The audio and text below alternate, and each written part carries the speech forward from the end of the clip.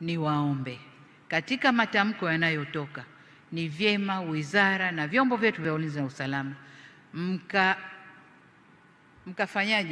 mkajibu kwa haraka, mkachukua hatua za haraka, aidha kutoa ufafanuzi, kukanusha, au kama ni la kweli kukubaliana na kuchukua hatua za kurekebisha.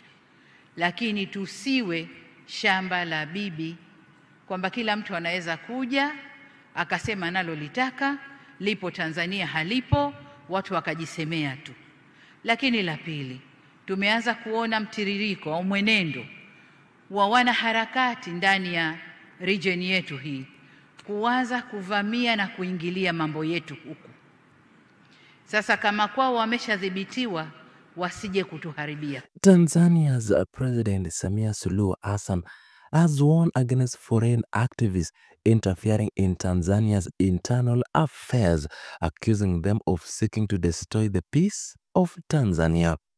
Speaking moments after deporting several activists from Kenya who had visited the country for the hearing of the case against opposition figure Tundu Lissu, Suluhu said that the activists were visiting the country after being put under control in their countries.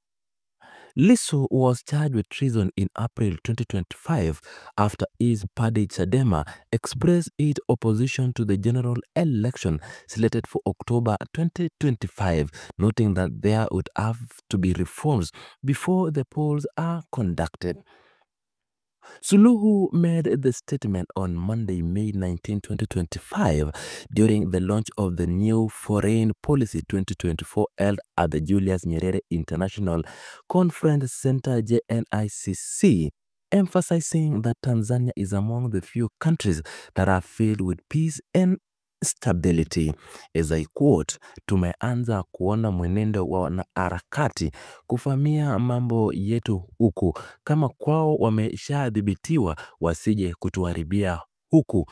Nchi iliyobaki haijaharibika ni yetu. Tusitoe nafasi kwa watovu wa adabu kutoka nchi nyingine kuja kufurugu hapa, Suluhu slated.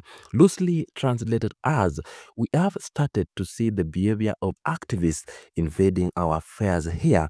If they have been controlled, they should not come and destroy us here.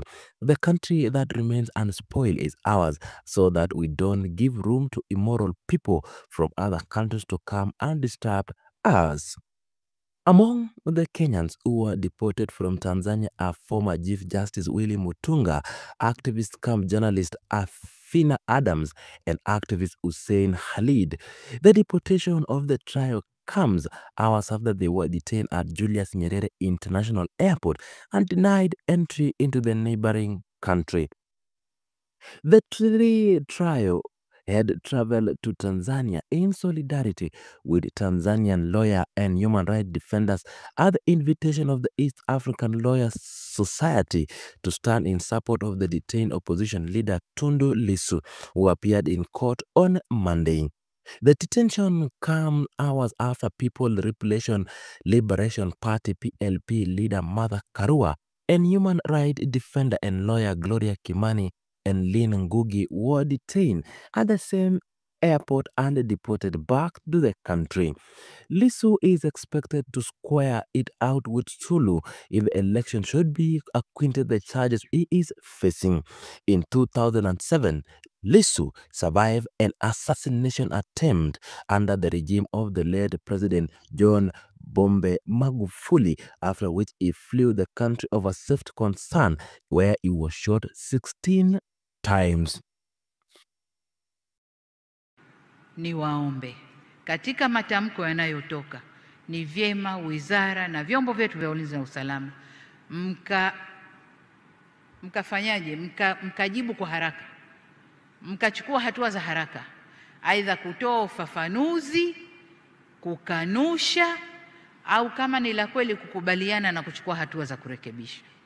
Lakini tusiwe shamba la bibi kwamba kila mtu anaweza kuja akasema analolitaka, lipo Tanzania halipo, watu wakajisemea tu. Lakini la pili, tumeanza kuona mtiririko au mwenendo wa wanaharakati ndani ya region yetu hii kuanza kuvamia na kuingilia mambo yetu huku. Sasa kama kwao wameshadhibitiwa, wasije kutuharibia huku.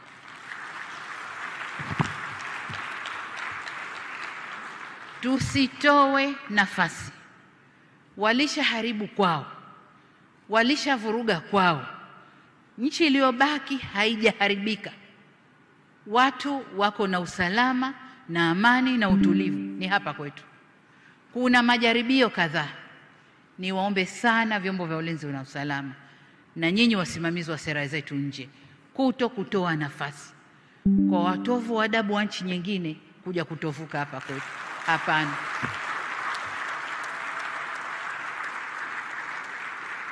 Nimeona klipu kadhaa za kunisema niko bias na nini.